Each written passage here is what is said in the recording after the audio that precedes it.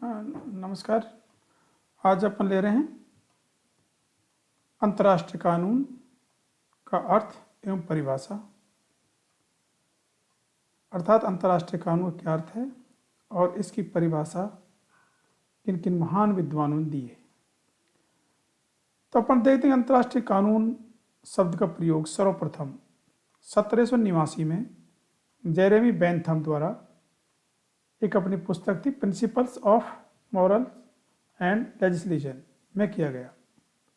यह शब्द राष्ट्रों का कानून, लॉ ऑफ नेशंस का पर्यायवाची है और इसके समानार्थक फ्रांसीसी तथा जर्मन भाषा में क्रमश डायट, डेस जेंस, वारकेट शब्द प्रचलित हैं। अंतर्राष्ट्रीय कानून की प्रकृति को समझने के लिए सबसे पहले इसकी परिभाषाओं पर विचार करना आवश्यक हो जाता है। अंतर्राष्ट्रीय कानून की परिभाषाओं को दो भागों में बांटा जा सकता है। पहली अंतर्राष्ट्रीय कानून की परंपरागत पश्चिमी विद्वानों द्वारा प्रस्तुत की गई परिभाषाएं। तो अंतर्राष्ट्रीय कानून के जो कुछ विद्वान हैं, जो पाश्चात्य विद्वान हैं, उनके द्वारा जो परिभाषाएं दी गई हैं उनका अपन अध्ययन कर रहे हैं। तो इसमें अपन पहले लेते हैं व्हीटन। ये व्हीटन ने जो अंतर्राष्ट्रीय कानून की जो परिभाषा दी है वो इस प्रकार दी है कि सब राष्ट्रों में माने जाने वाले अंतर्राष्ट्रीय कानून का यह लक्षण किया जा सकता है कि यह स्वतंत्र राष्ट्रों में विद्यमान समाज का स्वरूप देखकर तर्क बुद्धि द्वारा निश्चित किए गए न्यायानुकूल आचरण के नियमों से निर्मित होता है। इसमें विभिन्न देशों की सामान्य सहमति से इन नियमों में किए गए संशोधन भी सम्मिलित होते हैं। ये व्हीटन ने परिभाषा दी है। आगे और मुख्य जो परिभाषा है ओपनहिम की है। ओपनहिम ने अंग्रेजी में एक पुस्तक भी लिखी है, इंटरनेशनल लॉ। इन्होंने कहा है कि राष्ट्रों की विधि अथवा अंतर्राष्ट्रीय विधि उन रूढ़िजन्य तथा परंपरागत नियमों के समूह के नाम को कहते हैं जिन्हें सब राज्य अपने पारस्परिक व्यवहार में बंधनकारी मानते हैं। अंतर्राष्ट्रीय विधि की कुछ नवीन परिभाषाएं हैं जिसको अपन दूसरे क्षेत्र में बांट सकते हैं। इनमें है क्लाइव पेरी। ये कहते हैं कि अंतर्राष्ट्रीय कानून का अभिप्राय उस विधि प्रणाली से है जिसका प्रमुख कार्य राज्यों के पारस्परिक संबंधों को नियमित करना है।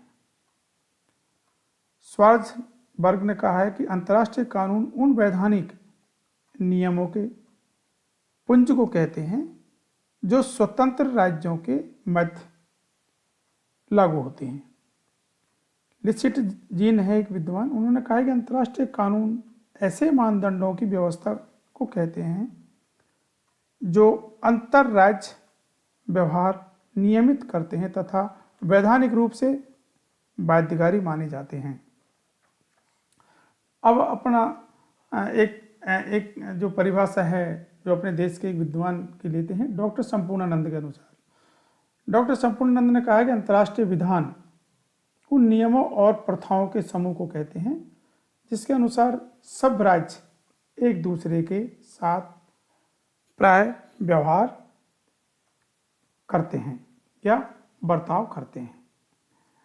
ब्रिटिश विधिशास्त्री हॉल, इन्होंने कहा कि अंतर्राष्ट्रीय कानून आचरण के ऐसे नियम हैं जिन्हें वर्तमान सब राज्य एक दूसरे के साथ व्यवहार में ऐसी शक्ति के साथ बाधित रूप से पालन करने योग्य समझते हैं जिनके साथ सद्विवेकी कर्तव्यपरायण व्यक्ति अपने देश के कानूनों का पालन करते हैं। वे यह भी समझते हैं कि यदि इनका उल्लंघन किया गया तो उपयुक्त साधनों द्वारा इन्हें लागू किया जा सकता है। एक विद्वान हेलक के मतानुसार अंतर्राष्ट्रीय विधि की व्याख्या इस प्रकार की जा सकती है कि वह राज्यों के पारस्परिक व्यवहार को नियमन करने के लिए एक कानून है। ये जो पाश्चात्य खासतौर से जो विद्वान हुए हैं, इन्होंने अंतर्राष्ट्रीय जो विधि है इसके संदर्भ में जो ये परिभाषाएं दी हैं, इन परिभाषाओं से जो निष्कर्ष निकलता है उसके संदर्भ में अपन चर्चा कर लेते हैं। इन सारी परिभाषाओं जो निष्कर्ष निकल करके हमारे सामने आता है वो ये है कि अंतर्राष्ट्रीय कानून राज्यों के पारस्परिक व्यवहार का नियमन है। अर्थात एक राज्य का दूसरे राज्य के साथ में जो व्यवहार होता है, जो संबंध होता है, उसको नियमन या नियमित करने का है। ये कानून सिद्धांतों अथवा नियमों का समूह है। स्वाभाविक ही है कि जो भी अंतर्राष्ट्रीय कानून है वो एक नियमों का समूह है। ये राज्यों अथवा सामान्य अंतर्राष्ट्रीय समाज द्वारा स्वीकृत होते हैं। ये हर देश द्वारा स्वीकृत है। ये अंतर्राष्ट्रीय समाज द्वारा स्वीकृत है। अंतर्राष्ट्रीय विश्व के जो देश हैं उनके द्वारा स्वीकृत है। इनका स्रोत परंपराएं, प्रथाएं, जो हमारी कस्टम्स हैं, रीति रिवाज हैं, ये हैं। न्यायालय के निर्णय एवं सभ्यता के आधारभूत गुण आदि हैं। इनका पालन सद्भावना से करते हैं एवं कर्तव्य पालन के दायित्व के कारण किया जाता है। ये सब राज्यों द्वारा स्वयं पर लगाए गए प्रतिबंध हैं। इसमें हर बात जो बार बार आ रही है, सब राज्य सब राज्य। सब राज्य का मतलब है जो जिनके नागरिक हैं, जिनको अधिकतम स्वतंत्रताएं दी गई हैं, अधिकार दिए गए हैं, वो सब देश माने जाते हैं। जहाँ हर तरह की सहूलियतें हैं, जिनकी आर्थिक स्थितियाँ ठीक हैं, जहाँ असमानता के साथ में कोई मूलभूत या जड़मूल पदार्थों को छोड़कर कोई भेदभाव नहीं किया जाता हो, इस प्रकार के जो सब राज्य हैं वहाँ पर इस संदर्भ में ये सद्भावनापूर्ण, कर्तव्य पालनपूर्ण और ये नियमों का एक दूसरे के साथ में आदान प्रदान या पारस्परिक व्यवहार के आधार पर एक नियमन करना है। अपन और इसके संदर्भ में देखते हैं कि इनका जो उद्देश्य है, राज्यों के अधिकारों की परिभाषा करना, राज्यों के मध्य विवादों को निपटाना एवं सहयोगपूर्ण व्यवहार विकसित करना आदि। जैसे अंतर्राष्ट्रीय कानून, अंतर्राष्ट्रीय कानून के माध्यम से हम दूसरे जो देश हैं जो गलती कर रहे हैं तो उसको ऊपर प्रतिबंध लगा सकते हैं। हम दो देशों के बीच में विवाद है तो अंतर्राष्ट्रीय कानून के माध्यम से हम उस विवाद को कम कर सकते हैं या बिल्कुल समाप्त भी कर सकते हैं।